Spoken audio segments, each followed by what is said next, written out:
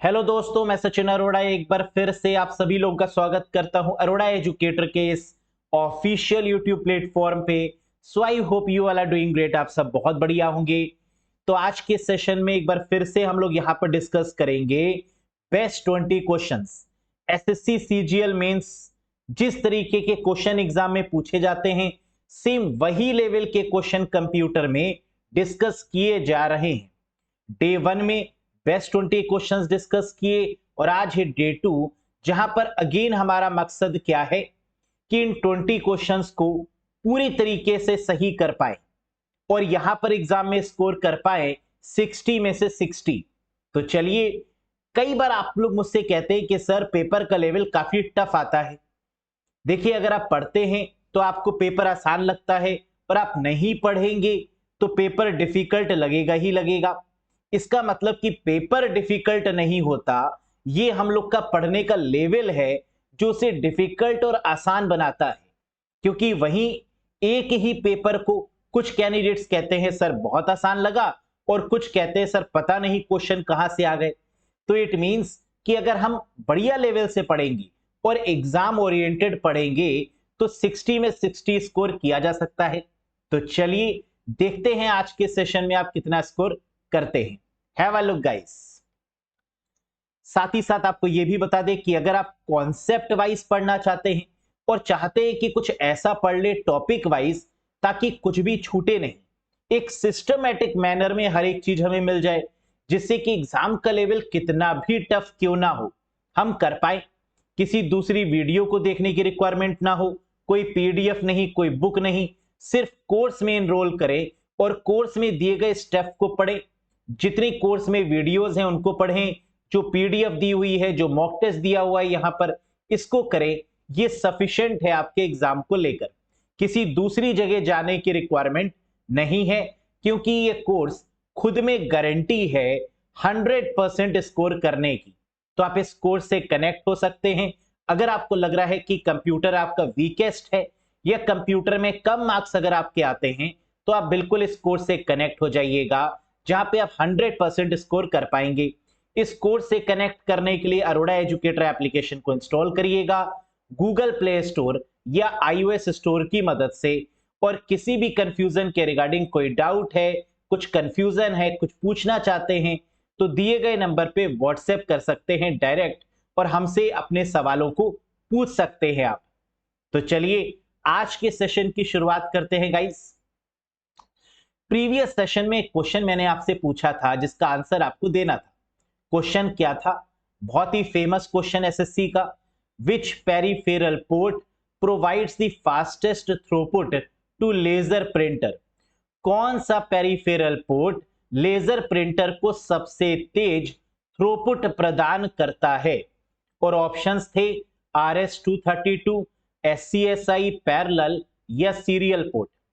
जैसे ही हमने क्वेश्चन में देखा प्रिंटर, हम जानते हैं कि प्रिंटर के केस में जो पोर्ट यूज होता है वो है पैरेलल पोर्ट। प्रिंटर दिया हो क्वेश्चन में या स्कैनर दिया हो, दोनों ही केसेस में आंसर क्या होगा? Parallel port is the correct one. जबकि माउस और कीबोर्ड के केस में क्या होगा?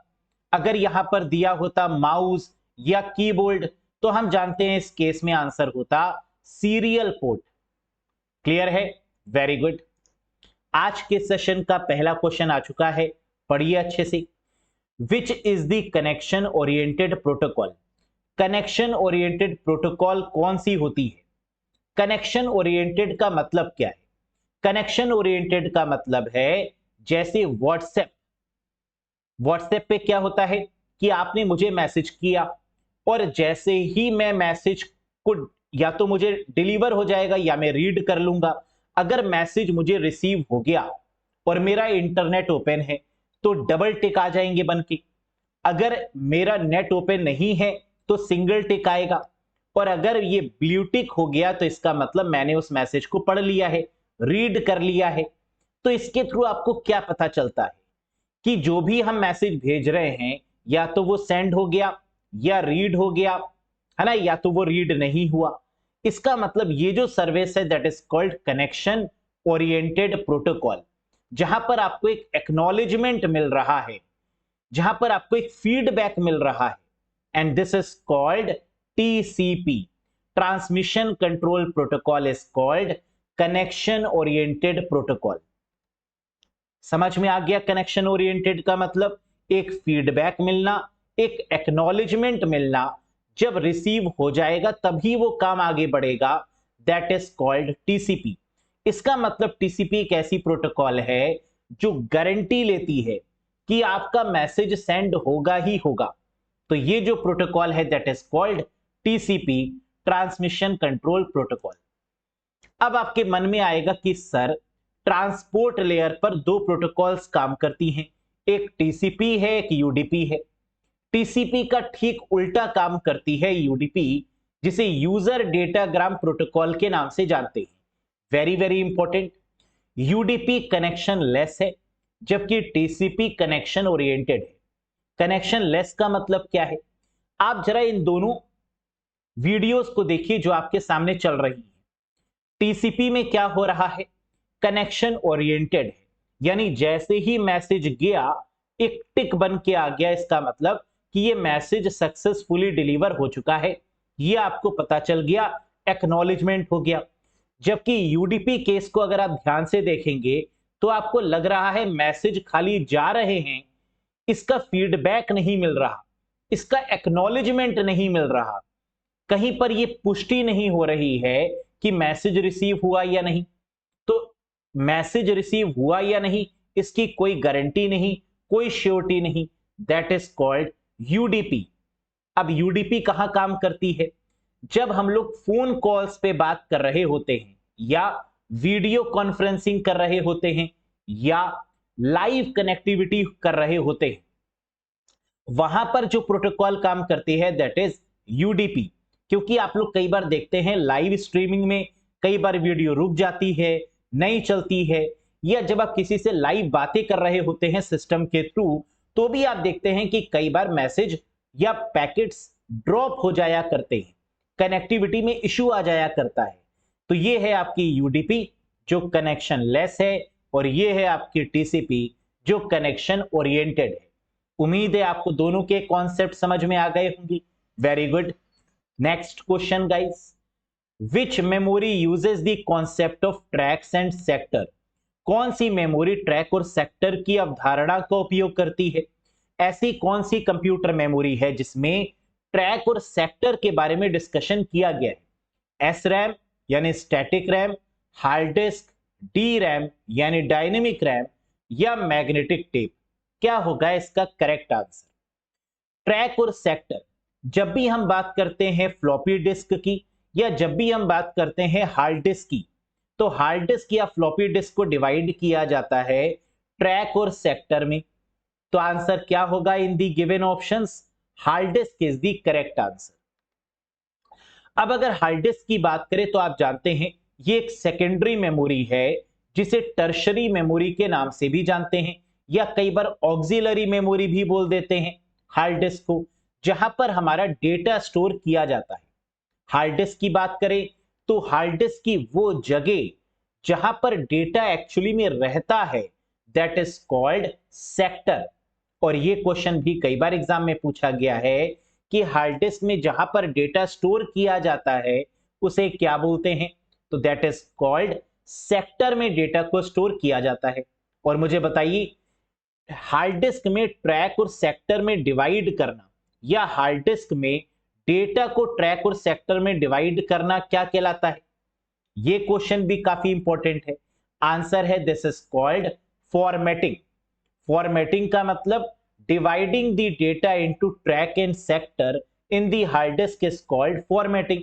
जब हम हार्ड डिस्क में किसी भी डेटा को ट्रैक और सेक्टर में डिवाइड कर देते हैं तो इसी को बोला जाता है फॉर्मेट करना। हार्ड डिस्क की स्पीड को किस में मेजर करते हैं ये भी बताइए? The speed of hard disk is measured in, very good, RPM, revolutions पर मिनट। किसमें गाइस? आरपीएम में। हार्ड डिस्क किस तरीके की मेमोरी है? ये मैग्नेटिक डिस्क की कैटेगरी में आती है या मैग्नेटिक मेमोरी भी बोलते हैं, क्योंकि हार्ड डिस्क में किसका यूज होता है? मैग्नेट्स का। That's why sometimes hard disk is also called as magnetic disk. Clear है? और हार्ड डिस्क की जगह अब एक नई डिस्क आ चुकी है मार्केट में, वो कौन सी है?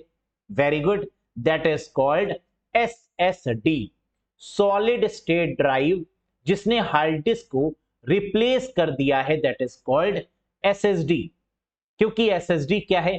फास्टेस्ट है हार्ड डिस्क के कंपैरिजन में। और आप ये भी तो जानते हैं कि जो SSD होती है उसे फ्लैश मेमोरी भी बोला जाता है, क्योंकि प्रीवियस सेशन में मैंने आपको बताया था कि फ्लैश मेमोरी में 3 तरीके की मेमोरीज आती हैं। कौन कौन सी? SSD, पेन ड्राइव और मेमोरी कार्ड। तो SSD को हम किस कैटेगरी में रख सकते हैं? फ्लैश मेमोरी की कैटेगरी में। Very good. Next, which of the following memory devices is very much similar in terms of speed to cache memory? निम्नलिखित में से कौन सी मेमोरी डिवाइस गति के मामले में कैश मेमोरी के समान है? हम जानते हैं सबसे फास्टेस्ट मेमोरी होती है रजिस्टर, रजिस्टर के बाद होती है कैशे और कैशे के बाद होती है रैम। अब कह रहा है कैश मेमोरी के जितना फास्टेस्ट कौन सी मेमोरी है? Flash memory, dynamic RAM, static RAM या EEPROM? Very good, and the correct answer is static RAM. ऐसा क्यों? आइए डिस्कस करते हैं। तो अगर आपने इसका आंसर SRAM दिया है तो बिल्कुल सही है। इसके पीछे का रीजन जान लेते हैं एक बार। देखिए, अगर हम बात करें कैशे मेमोरी की तो आपको पता होना चाहिए कि कैशे मेमोरी को डेवलप किया जाता है with the help of static RAM, या फिर आप ये भी कह सकते हैं कि स्टैटिक रैम की मदद से हम कैशे मेमोरी को डिजाइन करते हैं। जबकि डायनेमिक रैम एक ऐसी रैम है जो हमारे लैपटॉप्स में, मोबाइल फोन्स में या किसी भी गैजेट में देखने को मिलती है। तो डायनेमिक रैम हो गई हमारे गैजेट्स में यूज होने वाली रैम, और स्टैटिक रैम होगी जिसकी मदद से हम कैशे मेमोरी को डेवलप करते हैं। समझ में आ गया? Very good. From what location are the first computer instructions available on bootup? Bootup पर प्रथम कंप्यूटर निर्देश किस स्थान से उपलब्ध होते हैं? इसका मतलब क्वेश्चन पूछ रहा है बूटिंग के रिगार्डिंग। और बूटिंग का मतलब क्या होता है ये आप सब जानते हैं कि कंप्यूटर के स्टार्ट होने के प्रोसेस को ही बूटिंग बोला जाता है। जब कंप्यूटर में ऑपरेटिंग सिस्टम लोड होता है, और ये ऑपरेटिंग सिस्टम लोड होता कहां पर है? रैंडम एक्सेस मेमोरी यानी रैम में ऑपरेटिंग सिस्टम को लोड किया जाता है, और इसी प्रोसेस को बोलते हैं बूटिंग। लेकिन बूट करने में कौन सी मेमोरी मदद करती है? तो आंसर है रोम मदद करती है बूट करने में। तो करेक्ट आंसर क्या होगा? From what location are the first computer instructions available on bootup? तो आंसर है ROM BIOS, read only memory, और बायोस का मतलब बेसिक इनपुट आउटपुट सिस्टम। अब ये रोम बायोस बेसिकली है क्या गाइस? देखिए, बायोस की बात करें तो बायोस एक तरीके का सॉफ्टवेयर है जो कहां पर रहता है? रोम में। तो हम रोम बोले, बायोस बोले या रोम बायोस बोले, बात तो एक ही है। तो बूटअप पर प्रथम कंप्यूटर निर्देश यानी इंस्ट्रक्शंस किस स्थान पर उपलब्ध होते हैं? तो आंसर है रीड ओनली मेमोरी में या रोम बायोस में। Very good. Which of the following are not PowerPoint views? निम्नलिखित में से कौन सा पावर पॉइंट व्यू नहीं है? Page view, slide sorter view, normal view या आउटलाइन व्यू? तो आपको पता होना चाहिए कि पावर पॉइंट में टोटल नंबर ऑफ व्यूज कितने हैं। मुझे बताइए, how many total number of views are there in power point? Correct answer है 8 व्यूज, 5 + 3। 5 होते हैं प्रेजेंटेशन और 3 होते हैं मास्टर, और दोनों को मिला दे तो ये बन जाते हैं 8 व्यूज। पेज व्यू नहीं होता, स्लाइड सॉर्टर होता है, नॉर्मल भी होता है और आउटलाइन भी होता है। तो करेक्ट आंसर है page view is not a type of view. अभी मैंने आपको बताया कि टोटल नंबर ऑफ व्यूज कितने होते हैं गाइस? पावर पॉइंट में टोटल नंबर ऑफ व्यूज हैं 5 + 3 = 8। प्रेजेंटेशन व्यू की अगर बात करें तो ये 5 है, normal, outline, slide sorter, notes page और रीडिंग व्यू। जबकि मास्टर व्यू में 3 होते हैं, स्लाइड मास्टर, हैंडआउट मास्टर और नोट्स मास्टर। तो याद रखिएगा कि टोटल कितने हो गए, प्रेजेंटेशन में 5 और मास्टर में 3। कई बार एग्जाम में ऐसे भी पूछ लिया करते हैं कि पावर पॉइंट में प्रेजेंटेशन व्यूज कितने हैं, तो आंसर होगा 5। पावर पॉइंट में मास्टर व्यूज कितने हैं, तो आंसर होगा 3। टोटल कितने व्यूज हैं पावर पॉइंट में, तो आंसर होगा 5 + 3 = 8। Very good. Next question, which shortcut key inserts a new slide in current presentation? कौन सी शॉर्टकट कुंजी वर्तमान प्रस्तुति में एक नई स्लाइड सम्मिलित करती है? क्या होगा इसका आंसर? Ctrl+N, Ctrl+M, Ctrl+S या Ctrl+I? अब यहां पर कैंडिडेट कंफ्यूज होते हैं Ctrl+M में या Ctrl+N में, जबकि बहुत सिंपल है। जब भी हमें स्लाइड को इंसर्ट करना होता है, देखो पावर पॉइंट प्रेजेंटेशन किसका कॉम्बिनेशन है? स्लाइड्स का, है ना। बहुत सारी स्लाइड्स होती हैं, अगर हमें स्लाइड को ही इंसर्ट करना है तो Ctrl+M होगा, यानी इसका आंसर होगा Ctrl+M। समझ में आ गया? अब आप होम पर जाएंगे, वहां पर आपको न्यू स्लाइड का ऑप्शन भी देखने को मिलेगा, और जैसे ही आप माउस के कर्सर को न्यू स्लाइड पर लेकर जाते हैं तो एक पॉपअप भी अपीयर होगा जिसमें लिखा होगा Ctrl+M is used to insert a slide, to insert a new slide. जबकि Ctrl+N का इस्तेमाल किया जाता है to create a new presentation document. नए प्रेजेंटेशन को बनाने के लिए या नए प्रेजेंटेशन डॉक्यूमेंट को क्रिएट करने के लिए Ctrl+N का यूज होगा, और नई स्लाइड को इंसर्ट करने के लिए Ctrl+M का यूज होगा, है ना। याद रखिएगा, ये बहुत फेमस क्वेश्चन है, एग्जाम में आता जरूर है, और ज्यादातर क्वेश्चन यही पूछा जाता है, to insert a new slide, answer होगा Ctrl+M। Next, dash is a subscription based version of the Microsoft office suite. बताइए, डैश माइक्रोसॉफ्ट ऑफिस सूट का सदस्यता आधारित संस्करण है। Subscription based service. सब्सक्रिप्शन का मतलब क्या है? ऑनलाइन सर्विस, आपने एक बार परचेज कर लिया, फिर आपको बार बार परचेज करने की रिक्वायरमेंट नहीं है ना, that is called life time subscription service. तो सब्सक्रिप्शन वाला कौन सा है? ऑफिस 2019, ऑफिस 2021, ऑफिस 2016 या ऑफिस 365? करेक्ट आंसर है ऑफिस 365। ये है आपका online version, that is called subscription based version. लेकिन अगर हम ऑफलाइन लेटेस्ट वर्जन की बात करें तो ये है ऑफिस 2021। लेकिन ऑनलाइन वर्जन की बात करें तो आंसर क्या होगा? ऑफिस 365, जिसे माइक्रोसॉफ्ट 365 के नाम से भी जाना जाता है ना। तो एग्जाम में हो सकता है ये क्वेश्चन बने, क्योंकि ये बहुत फेमस है, और ऑफिस 365 से कोई ना कोई क्वेश्चन बनेगा जरूर, है ना। डैम श्योर है, गारंटी है, कोई ना कोई क्वेश्चन तो बनेगा ही। याद रखिएगा इसको। Which function key is used to access the boot menu in Windows? SSC का one of the favourite question. Windows में बूट मेन्यू तक पहुंचने के लिए किस फंक्शन की का उपयोग किया जाता है? बताइए, F4, F7, F8 या F12? Very good. Boot menu का मतलब क्या होता है अभी हम बताएंगे आपको, पहले इसके आंसर पर डिस्कस कर लेते हैं। बूट मेन्यू को एक्सेस करने के लिए या बूट मेन्यू को ओपन करने के लिए F8 फंक्शन की का यूज करते हैं। अब ये क्वेश्चन उठता है, सर ये बूट मेन्यू है क्या? इसको सेफ मोड भी बोला जाता है।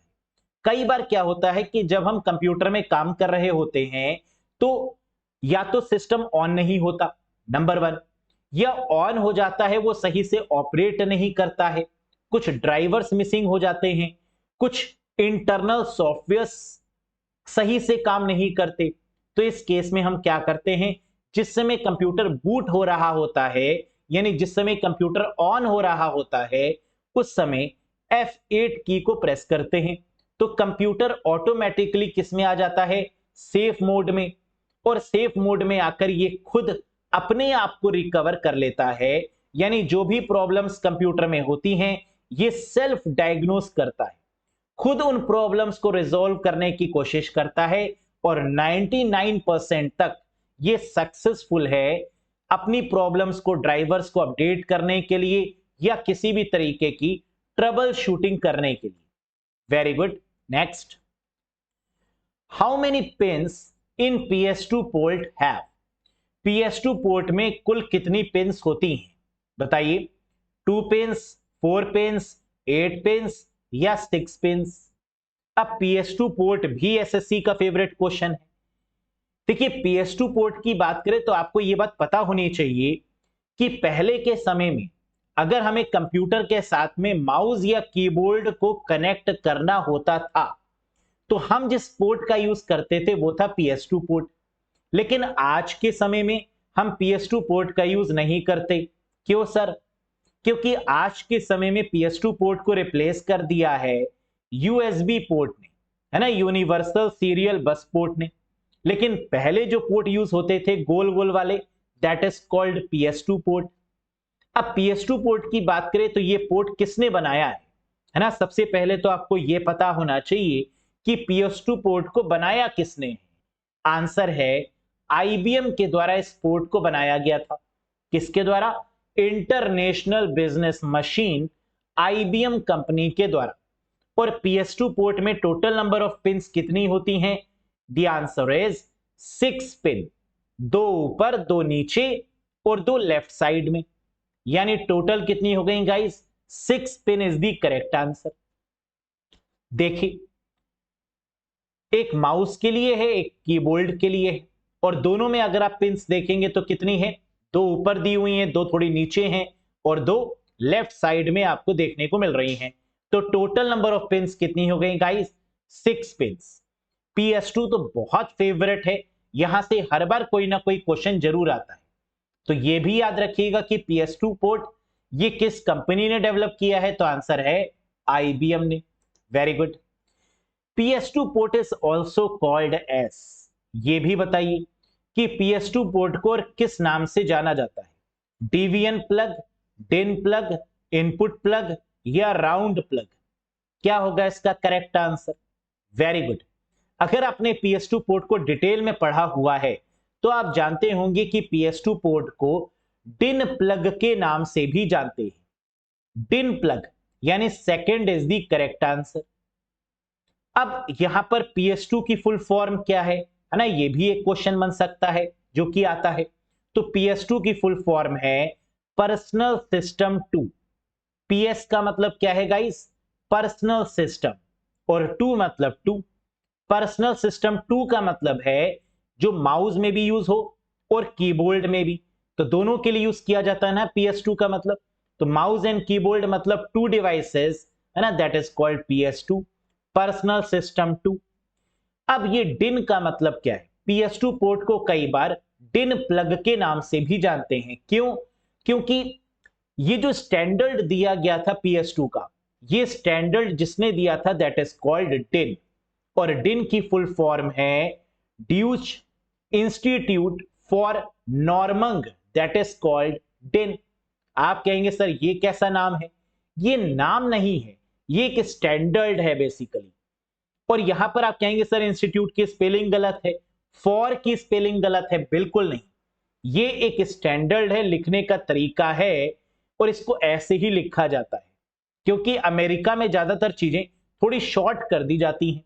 वैसे इसमें शॉर्ट तो कुछ भी नहीं हुआ, लेकिन एक लिखने का स्टैंडर्ड बदल गया, तो that is called Deutsch institute for Normung, that is called DIN plug. Clear है? यहां पर जितने भी प्लग हैं उनका फंक्शन भी है।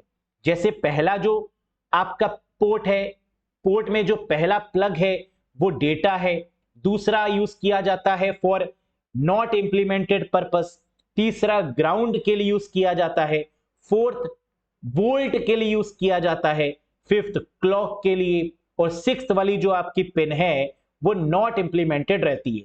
यानी सेकंड और सिक्स्थ वाली नॉट इंप्लीमेंटेड है, फर्स्ट वाली पिन डेटा के लिए है, थर्ड वाली ग्राउंड के लिए है, फोर्थ वाली आपकी वीसीसी यानी जो वोल्ट कंज्यूम करती है उसके लिए है, और फिफ्थ वाली जो पिन है वो क्लॉक के लिए रिजर्व है। तो ये भी याद करने की रिक्वायरमेंट है कि टोटल नंबर ऑफ पिन्स तो 6 होती हैं, और यहां पर ये जो टोटल 6 पिन्स हैं ये किसी ना किसी चीज के लिए रिजर्व की गई है ना। Data not implemented, ground, VCC plus 5 volt, clock और not implemented. Next, green colour PS2 port is use to connect. अरे भाई क्या बढ़िया क्वेश्चन है। कह रहा है कि जो हरे रंग का PS2 पोर्ट है इसको उपयोग क्या कनेक्ट करने के लिए करते हैं? माउस, कीबोर्ड, प्रिंटर या मॉनिटर। कैसे याद रखें? अगर आपको याद है तो बल्ले बल्ले है, और अगर याद नहीं है तो ऐसे याद रखिएगा, जैसे ही चूहे को सिग्नल मिलता है ग्रीन वो चलने लगता है। यानी ग्रीन मतलब माउस, ग्रीन कलर मतलब माउस, है ना। याद रखिएगा, जैसे ही माउस मतलब चूहा मान लीजिए, जैसे ही चूहे को ग्रीन फ्लैग दिखता है तो वो चलने लगता है। तो माउस मतलब क्या हो गया? दैट इज ग्रीन कलर, या green colour is used for the mouse. Clear है? Next, purple colour PS2 port is used to connect. बैगनी रंग यानी PS2 पोर्ट का उपयोग कनेक्ट करने के लिए किया जाता है किसे? माउस, कीबोर्ड, प्रिंटर या मॉनिटर। पर्पल, पर्पल मतलब अब ये हो गया कीबोर्ड। एक मूवी आपने सुनी होगी और देखी होगी, बहुत फेमस रही है, पीके मूवी, है ना। पीके हो क्या? तो ऐसे याद रखिएगा कि पर्पल का मतलब क्या है? कीबोर्ड है। वैसे तो ये नाम याद रहते ही हैं कि पर्पल कीबोर्ड है और ग्रीन आपका माउस है, लेकिन एग्जाम में इतना प्रेशर होता है कि वहां पर अगर कोई ना कोई आप ट्रिक नहीं बनाएंगे, है ना, तो याद नहीं रहेगा। तो ग्रीन कलर देखते ही माउस भागने लगता है, चूहा दौड़ने लगता है, और पीके हो क्या यानी purple colour is used for the keyboard. अगर इस ट्रिक को याद रखेंगे तो बहुत जल्दी एग्जाम में आप कर पाएंगे, है ना, और ये ट्रिक भी आपको एग्जाम में याद रहने वाली है। तो पीके हो क्या यानी पर्पल फॉर द कीबोर्ड और green colour for the mouse. Yes, very good. Trick याद होनी जरूरी है ना, इससे आपको लंबे समय तक चीजें याद रहती हैं। अब वीजीए, वीजीए की फुल फॉर्म याद रखिएगा, that is called video graphics array. Video के लिए इसका यूज किया जाता है, दैट इज कॉल्ड वीजीए। अब VGA connector is a dash रू एंड डैश पिन। एक वीडियो ग्राफिक्स एरे कनेक्टर एक डैश पंक्ति और डैश पिन है। बताइए, वीजीए भी बहुत फेमस है, यहां से भी क्वेश्चन आता है। क्या होगा इसका आंसर? वीजीए में टोटल रोज कितनी होती हैं और टोटल पिंस कितनी होती हैं? तो वीजीए आपको याद होगा, इसमें टोटल 3 रोज होती हैं और 15 पिन होती हैं। यानी करेक्ट आंसर होने वाला है 3 रोज एंड 15 पिन। अब 3 रोज का मतलब क्या है? जरा इस इमेज को ध्यान से देखिए। पहली रो, दूसरी रो और तीसरी रो, और तीनों रो में आप देखें तो 5-5 पिन दी हुई हैं। 1 2 3 4 5, फिर 6 से लेकर 10, फिर 11 से लेकर 15 तक। तो यानी यहां पर टोटल नंबर ऑफ रोज कितनी बन रही हैं गाइस? 1 2 3 3, और टोटल नंबर ऑफ पिन्स कितनी है? 5 in each row, that is total 15 pins. Clear? Very good. RS-232 standard is applies to. कह रहा है RS-232 जो मानक है वो किस पर लागू होता है? सीरियल पोर्ट पे, पैरेलल पोर्ट पे, वीजीए पोर्ट पे या यूएसबी पोर्ट पे? बहुत फेमस स्टैंडर्ड है RS-232, और ये अप्लाई होता है हमेशा सीरियल पोर्ट पे। सीरियल मतलब वही जिसका यूज किया जाता है माउस और कीबोर्ड को कनेक्ट करने के लिए, that is called serial port. और सीरियल पोर्ट का जो स्टैंडर्ड है that is called RS-232। RS-232 की फुल फॉर्म क्या है? Recommended standard 232।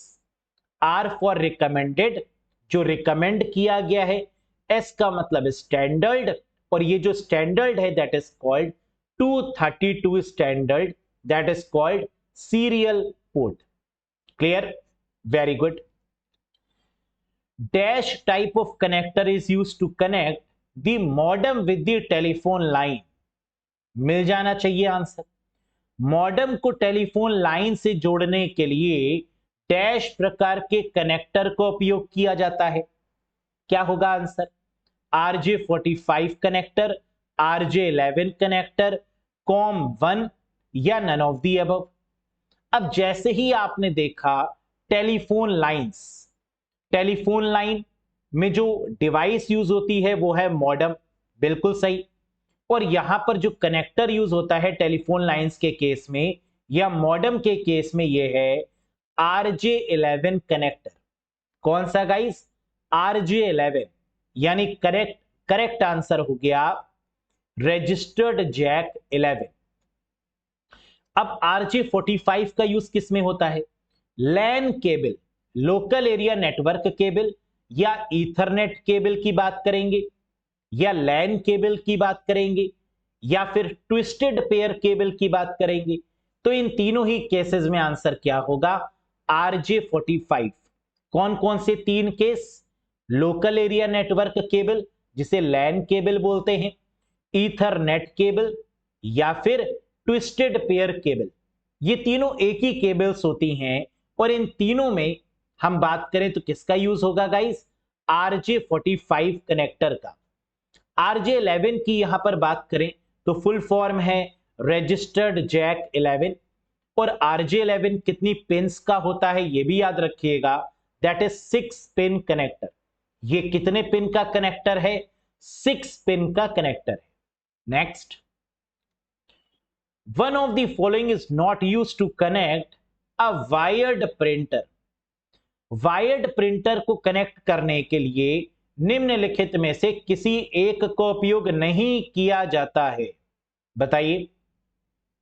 802.11, यूएसबी, ईथरनेट या पैरेलल पोर्ट। आइए एक एक करके देखते हैं। यहां दिया हुआ है not used to connect a wired printer. क्या प्रिंटर 802.11 से कनेक्ट होगा? 802.11 आप जानते हैं इसका यूज होता है वाईफाई के लिए। तो 802.11 is the standard for wifi, और यहां दिया हुआ है वायर्ड, यानी ये गलत हो गया। तो यानी यही आंसर सही लग रहा है। आगे देख लेते हैं अभी। यूएसबी, यूएसबी क्या है? एक तरीके से वायर्ड है, क्योंकि यूएसबी केबल कह ले, है ना, या फिर वायर्ड केबल कहें या यूएसबी पोर्ट कहें, जिसमें केबल्स को लगाया जाता है, और केबल का मतलब वायर, यानी ये सही है। ईथरनेट का मतलब भी केबल होता है यानी वायर होता है, तो ये भी सही है। और प्रिंटर जिस पोर्ट से कनेक्ट होते हैं वो पैरेलल पोर्ट होते हैं, यानी ये भी सही है। तो इनकरेक्ट कौन सा हो गया? 802.11, it is used for wifi. So first is the correct answer guys, है ना, for wifi standard 802.11, 802.3 for Ethernet, 802.5 for token ring, 802.4 for token बस। तो ये स्टैंडर्ड भी आपको याद होने चाहिए। Next, how many pins does N IDE cable have? बताइए, एक आईडीई केबल में कितनी पिन होती हैं? अब आप कहेंगे सर ये आईडीई क्या होता है?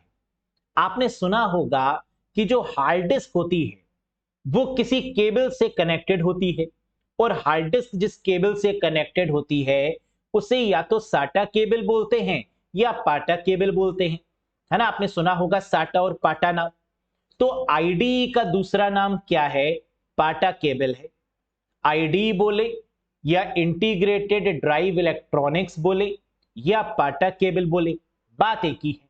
और आईडीई और पाटा केबल में टोटल नंबर ऑफ पिंस कितनी होती हैं? 40 पिंस। ये क्वेश्चन भी बहुत फेमस है, या तो आईडीई की फुल फॉर्म पूछ लेते हैं इंटीग्रेटेड ड्राइव इलेक्ट्रॉनिक्स, या फिर ये पूछ लेते हैं कि आईडी जो केबल है वो किससे कनेक्ट होती है, तो आंसर होगा हार्ड डिस्क से। आईडी केबल का दूसरा नाम बताइए, तो आंसर है पाठक केबल। समझ में आ गया। तो कई सारे क्वेश्चंस आपको कॉन्सेप्ट वाइज जब आप पढ़ते हैं तो आपको ये चीज पता चल जाती है कि आईडी ही पाटा केबल है ना, गंगाधर ही शक्तिमान है। ये तभी पता चलेगा जब आपने सीरियल अच्छे से देखा है। क्लियर है? Next, multiple repeaters used in satellite communication is known as, बताइएगा, उपग्रह संचार में प्रयुक्त मल्टीपल रिपीटर्स को क्या कहा जाता है? सैटेलाइट, अगर आपने सैटेलाइट देखी होगी तो उसमें कई सारे रिपीटर्स लगे होते हैं, पंखी के फॉर्म में, फैंस के फॉर्म में, और उन रिपीटर्स को क्या बोला जाता है? स्टेशंस, ट्रांसपोंडर्स, मॉड्यूलेटर्स या none of the above? Correct answer है these are called transponders. Satellite में रिपीटर को हम लोग किस नाम से जानते हैं? ट्रांसपोंडर्स के नाम से जानते हैं। और रिपीटर का काम होता क्या है? सिग्नल की लेंथ को इंक्रीज करना without degrading the network, network degrade भी ना करे, और साथ ही साथ जो हमारी स्पीड है वो भी बढ़ जाए, जो कनेक्टिविटी है वो भी इंक्रीज हो जाए। That is done with the help of repeaters. क्या आप मुझे बता सकते हैं कि रिपीटर्स ओएसआई मॉडल में किस लेयर पर काम करते हैं? फटाफट से बताइए। ओएसआई की लेयर्स तो आपको पता है ना, there are 7 layers of the OSI model, और इन 7 लेयर्स की अगर हम बात करें तो physical layer, data link layer, network layer, transport layer, session, presentation और एप्लीकेशन। अगर हम बात करें रिपीटर्स की तो आपको पता होना चाहिए कि हब और रिपीटर ये दोनों फिजिकल लेयर पर काम करते हैं। किस लेयर पे गाइस? फिजिकल लेयर पर काम करते हैं। ठीक, और साथ ही साथ आपको यह भी पता चल गया कि सैटेलाइट में जो रिपीटर्स लगे होते हैं that are called transponders. Very good. Next, which of the following is layer 4 protocol of the OSI model widely used in live TV streaming? कितना प्यारा क्वेश्चन। अब जिन्होंने नहीं पढ़ा है OSI मॉडल वो इस क्वेश्चन को छोड़ देंगे या गलत करेंगे, और जिन्होंने OSI मॉडल पढ़ा है उनके लिए क्वेश्चन बहुत आसान है।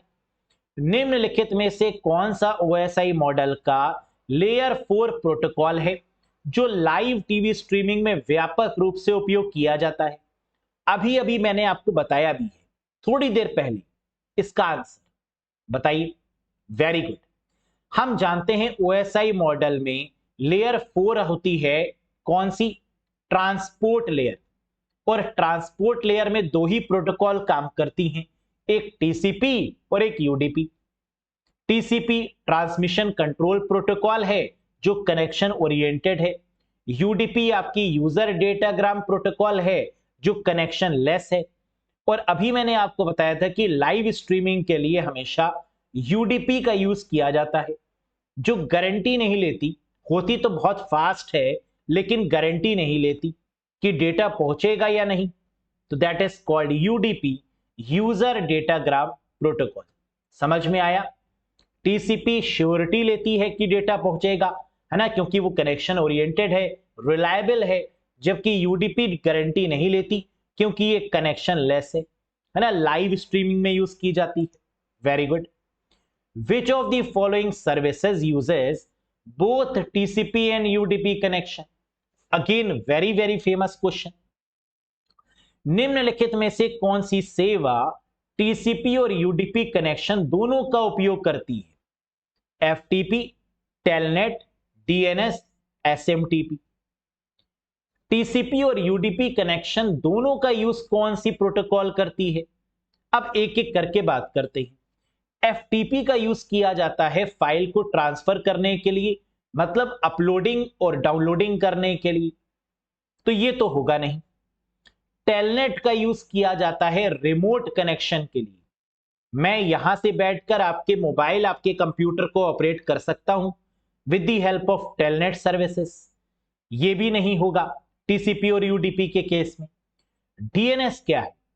जो आईपी एड्रेस को कन्वर्ट कर दे डोमेन नेम में, है ना, या डोमेन नेम को वाइसी वर्सा भी कर सकती है, डोमेन नेम को आईपी एड्रेस में कन्वर्ट करना, है ना, ये मेन काम होता है डीएनएस का, to convert the domain name into the IP address via domain name system.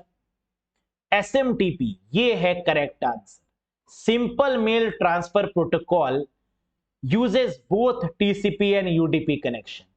Simple mail transfer protocol जिसका यूज किया जाता है मेल को सेंड करने के लिए एसएमटीपी का, और मेल को रिसीव करने के लिए पीओपी3 और आईमैप का। पोस्ट ऑफिस प्रोटोकॉल वर्जन 3 और इंटरनेट मैसेज एक्सेस प्रोटोकॉल। ये जो एसएमटीपी है ये टीसीपी का भी यूज करती है और यूडीपी कनेक्शन का भी यूज करती है।